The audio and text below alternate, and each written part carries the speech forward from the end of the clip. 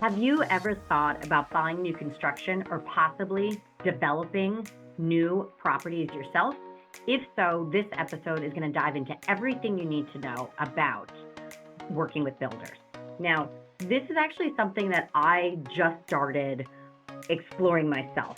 So I've done other new construction down in the Dominican Republic before, and I talked about that. If you joined our live training just a few weeks ago about how to buy abroad, we got to go through that. But this is now something that I've been looking into quite a bit more here in the United States and wanted to share some of the information that I found out myself. Now, I did share this over on my Instagram at the Becky Nova, so feel free to go back and check out some of the reels that I did back in March all about that. But I want to be able to kind of like break this down because I thought there were some really great opportunities here. And within kind of the beginning of 2025, I've been hearing from the Lady Landlords community just some questions about where we're going economically. And because of that, I wanted to make sure that we can start thinking about some different options of how to get in and how to kind of create our own deals rather than waiting for some other deals around us. So you might know from other podcast episodes that most of my rental properties are actually in New York, right outside of New York City, either in Westchester County or up in the Hudson Valley. And this is actually where I've started exploring the idea of new builds. To me, I've done rehabs before, I've done turnkey properties before, and those have been great. That's been really my bread and butter. I personally always look for how can I make the most amount of money with the least amount of properties and the least amount of work, right?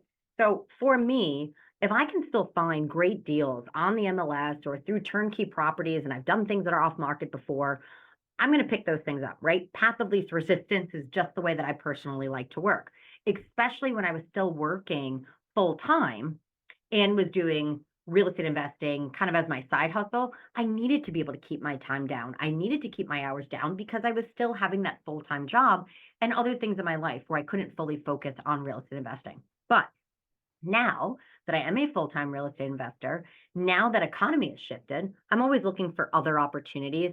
And that's really where looking into how that builder process works and where I can also be involved in that has really kind of shifted a little bit of my thinking. Okay. So what's interesting within this, I got to go up to the Hudson Valley last weekend and got to meet with a builder, meet with a representative, a realtor that worked with that builder and multiple other builders, and really just got to ask a ton of questions. I got to go out and look at lots and sites and building plans and have constructed buildings in completely different levels of completion, which was really, really great. And there were really kind of three things that I was able to break down and what I consider the most important to move forward with this. So, regardless of if you're looking to buy just one unit from a new builder versus if you want to work with a builder to build out an entire tiny home, this is what you want to be able to consider. The first thing that I found really the most important might not be what you expect. The first thing that I found that was the most important to be able to evaluate was actually the builder themselves. Okay. The reason for that is because you have so many different competing companies out there. When I was just looking into the Hudson Valley, the realtor that I spoke with was very upfront about the fact that he had like six different builders that he represented. And we're talking like a small area within that. And he's throwing out like all these different names, which was really helpful. But to me, I was like, well, what do I need to consider and who's really the right one for me? So the first thing that I started with was really the reputation in the area. If I am going to be buying properties in a specific area, I want to know who the locals are using, who are the people that they're counting on, who are the properties that when someone's looking from a house, if you could say like, oh, this company built it, oh yeah, that's the place that you want to buy. Those are the people that are going to be a good fit. That's what I really want to know, right? Because you either have a great reputation or also I want to know the people that you're going to say, oh, had a horrible experience with them. So I really find it incredibly important to network with not just realtors, other investors, other people that are out there in this industry to kind of see what their feedback is, to see who else they've worked with and what that experiences look like. So first place I really started was looking into the reputation. Who were the people that I heard multiple people tell me to avoid? And then who were the people that names just kept popping up as just who they had a great experience with? The second thing that seemed important to me when looking into builders themselves was their quality of work. I pride myself in having the rentals that my husband and I own, about 16 properties between New York and the Dominican Republic, is really their quality of work. I love being able to provide families with clean, sustainable housing, and I want to continue to do that. The very first property that I bought back in 2018 was actually a duplex. And interestingly enough, we bought it from flippers. Okay. Once again, real estate investing was so not on my mind, on my agenda, anything I was even thinking about at this point in time. So to me, buying it from a flipper that was going to give it to me turnkey just made the most amount of sense. And I remember how many problems we then had with that property because honestly, things were just done horribly. They patched things, they put Band-Aid solutions on things. I'll never forget when we moved into the house, there were a lot of, actually, this we realized before the closing. So at the inspection before closing, when we went through, we found a couple leaks underneath the sinks. We then went to the closing. We explained this to our attorney, and the attorney and the seller were like, yeah, sure, we'll send somebody over tomorrow to fix it. Well, what I did not know at that point in time is that my attorney did really not do me justice there because they didn't hold any monies back in escrow. Once we closed, the seller had absolutely no responsibility to fix that item. So, as I've shared before on this podcast, I actually ended up having to sue my attorney because of that first closing and so many different items that were actually missed, including a $7,000 water bill, which I can also share a little bit about. And I won that lawsuit, let me say. But there were a lot of problems from that. And a lot of it stemmed from this shoddy work that this flipper had done. So they found those leaks there. The next day, the seller actually did the right thing, did show up, sent his handyman to come fix those leaks. Well, the handyman was there, and my husband got to overhear the conversation where the handyman called the seller and said, hey, I looked at the leaks. These are huge problems. You need to hire a plumber to fix these. I'm a handyman. This is way above my pay grade. And the handyman said, and also, Mr. Seller, you owe me thousands of dollars. So I am not going to do any more work for you until you actually pay me. The seller at that point in time was like, nope, I'm not giving you any more money. And no, I'm not going to go and hire now a higher cost service person now within a plumber to come fix this problem. The house was already sold. They already got their money. Hence, once again, suing my attorney. But my husband and I then had to hire our own plumber to come and fix these leaks. Now, if you know anything about New York City brownstones, there's a lot of floors, right? We might not have space in New York City to grow wide, but we can go high.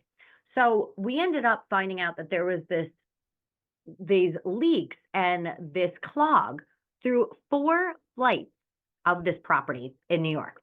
So we had to hire somebody. I remember we had actually hired for the closing a cleaning company to come in and just clean the property because of the fact that it was construction issues. It was not just somebody had lived there properly, but we really wanted somebody to be able to come in and clean. I have a dust allergy, so always get to hire cleaners, which is fantastic, or have my husband do it. But we hired cleaners for this. But now all of a sudden, when we had these clogs, we got the plumber out there. They had to open all these pipes, and there was poop that went everywhere that had been clogged for God knows how long, all over now our brand new clean property. It was literally a disaster. Was not thrilled at all. My husband, I thought, was going to have like a total like panic attack about buying this house finally, spending so much money on it, and it absolutely being a complete mess. But within that, what the plumber found out was that the contractors, honestly, were really lazy and caused this problem. On the top floor of the house, when they were doing demolition, like the year before, they didn't want to have to carry down all of the drywall or anything else that they had demolished. So instead of putting it in bags and then carrying it down 4 flights of stairs, or as happens a lot in New York, to have a funnel outside, kind of like a tube that'll be on the exterior of the house to be able to bring those things down to a dumpster, which I'm assuming that these flippers did not want to pay for, or just did not have the money for, or did not want to have to get permits for. The contractors were flushing the drywall down the toilet from the very top floor of the house, and then from the third floor, and then from the second floor, which clogged everything up going into the basement. Then they were needing to use those toilets in that meantime, and everything just got clogged, therefore causing leaks. Okay. That was very poor work. Clearly, that cost us a ton of money. And honestly, there are still parts of that house that I do not want to see, knowing what happened when they opened up those pipes. The other thing that we found out that flipper did is we had a bit of an issue with our roof in this property.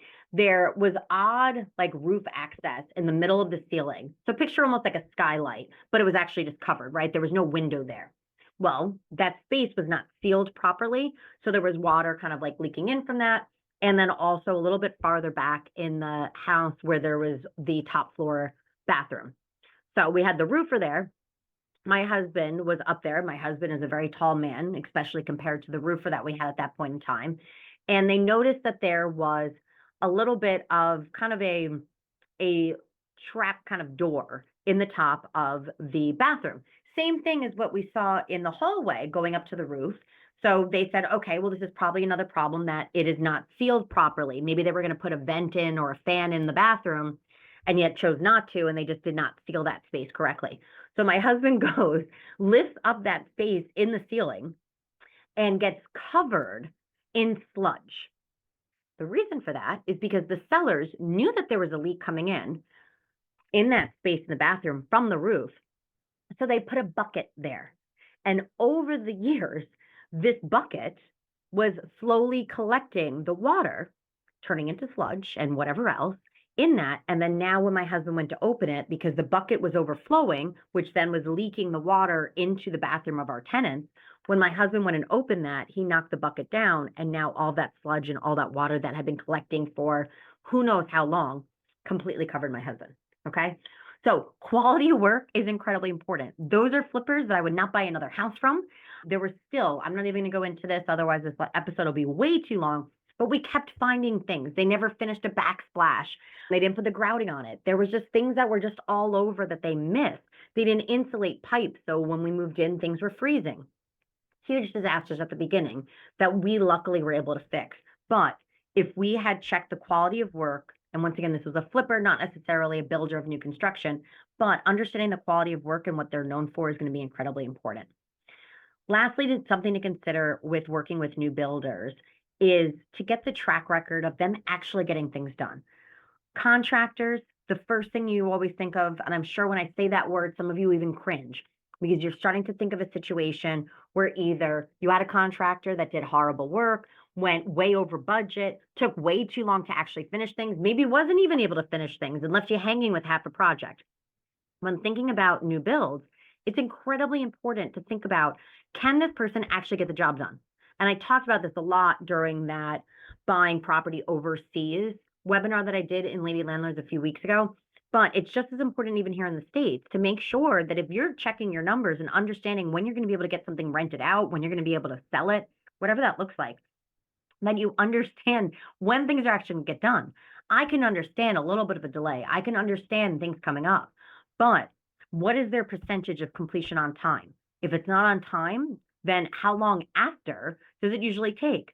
I don't want something to be taking an extra 6 months, an extra 100 grand, or to have properties that just don't even get finished. Absolute disaster. So understanding and really checking references, looking into the experience of the builder is the first place to start.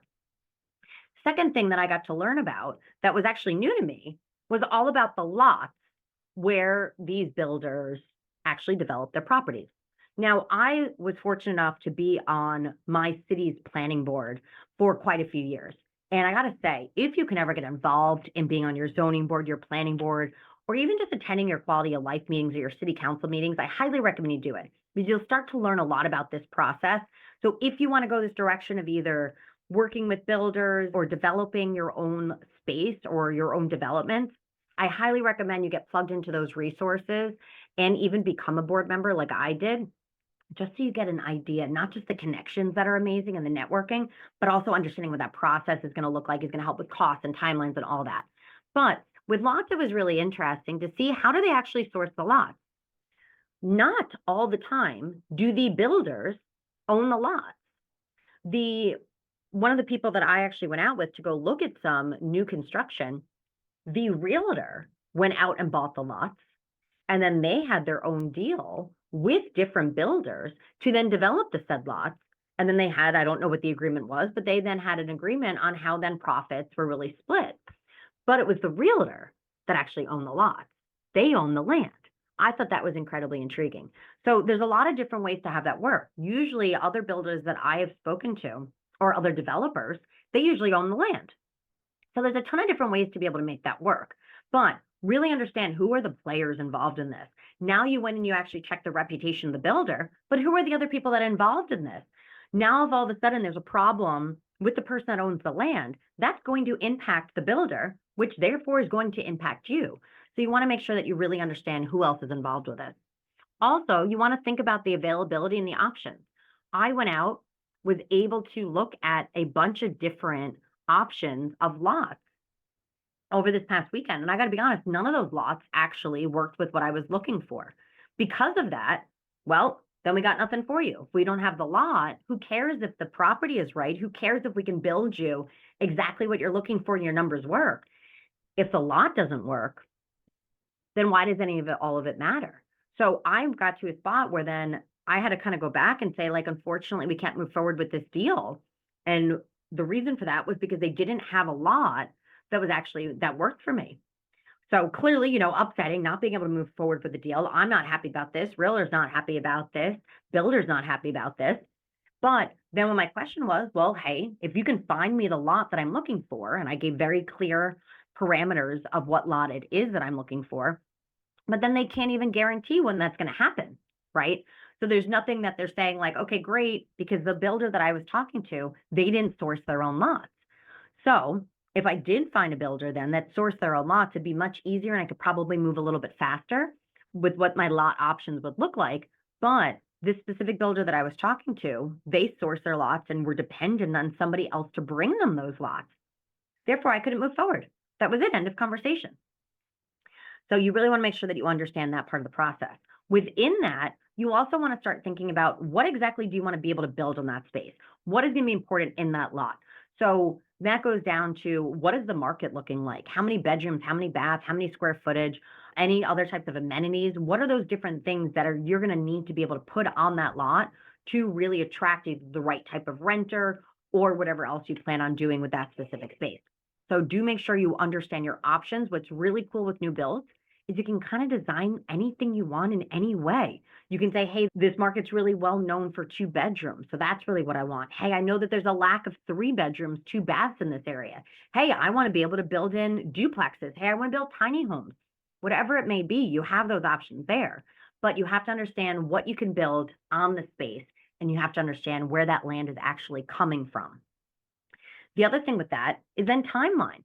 This was actually my other deal breaker with the specific builder that I was talking about, because since they didn't have the lot I needed for the project I was working on, there was no way that they would be able to meet my deadline, because now I was already working on a tight enough deadline as it was.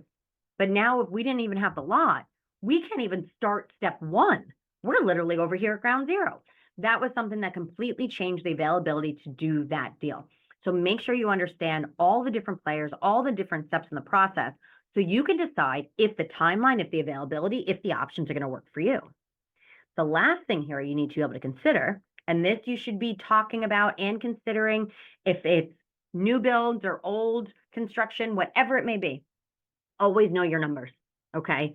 The first place to start with this is thinking about what is your actual business model, okay? Are you going to be holding all these properties? Are you going to be then reselling and finding other buyers for these? Are you going to be supplying the lots? Are you going to be the actual buyer that's going to be taking these things on? How can you bring value? Are you looking for a longer term relationship? And then this is going to be your guy, your builder, as you do multiple projects? Or are you just looking to pick up one different property? Understanding how you're going into this and what you need out of this relationship and what you need out of this deal is the place you really want to be able to start. Okay, that way you can actually go and have a confident, educated conversation. But if you are saying this is a space you want to get into, think about how you can bring value to those people. Okay. Once again, maybe you're going to go out there and you're going to be able to find some available lots because now you know how the planning board and the zoning board think, and you're going to have the connections to find some of those spaces that can be developed, right? How are you bringing value to this? Or are you an end buyer? Are you the user? What does that look like in that point in time? Then you need to also see how the numbers as is are going to be able to work. What's really cool about new construction or doing your own development is you really open up the world to financing. Okay. I know that sounds crazy because a lot of people are going to kind of think about this as being a little bit more of a niche space. So you're probably thinking, well, maybe I only have now one option. There's only one loan product out there that's going to work for this. And honestly, that's just not the case. A lot of time with builders, they might even have their own financing in-house, right? So that means they can work with different down payments. They can offer different incentives. They can offer different interest rates. So inquire if that builder actually has that set up in-house, or if you have to go outside. And once again, now you're adding another player to this to be able to finance this deal. Sometimes you can put down a down payment. We talked about this in the Buying Abroad webinar we did a few weeks ago, where there might be a place where you can at least put down that down payment as a committal, but then you don't necessarily have to fund the deal right at that point in time. That might be able to help you depending on what your funding is, depending on what cash you have on hand, and be able to break up your payments very differently than saying 25% down or you're not even being able to play in this game. Also, you have construction loans that also offer additional options. This might be something that you're saying, great, I want this property on this space in this land, but hey, I want to be able to develop this area. I want to be able to add a pool here. I want to be able to add a clubhouse here, whatever it may look like. You can also then start to use multiple different types of financing to be able to get a project done. Okay. Also, with new builds and any other rental properties you're looking at, ladies, always remember to consistently work through your numbers. You want to be updating your numbers. Every time you get more information in that, you want to make sure that you are also processing what that looks like, updating your numbers to consistently make sure your deals work. Okay. So if you have done new builds or if you're interested in it, feel free to drop me a comment. Let me know what your experience has been with working with new builders in the past. I'd love to hear what other women out there have done. Otherwise, thank you very much for joining me for today's episode of the Lady Landlords Podcast. Please do make sure to hit that subscribe button so you do not miss the next episode of the Lady Landlords Podcast. We release new episodes every single Tuesday. I hope to see you again next Tuesday. Otherwise, I'll see you all back in the Lady Landlords Facebook community. Thank you for listening to the Lady Landlords Podcast. If you're feeling stuck in your real estate investing journey, visit lady-landlords.com to book a 15-minute orientation call with me and see if you're ready to join our mentorship program. Or you can subscribe to our newsletter and join our Facebook group for exclusive real estate investing tips and offers. Invest with confidence. Become a Lady Landlord today.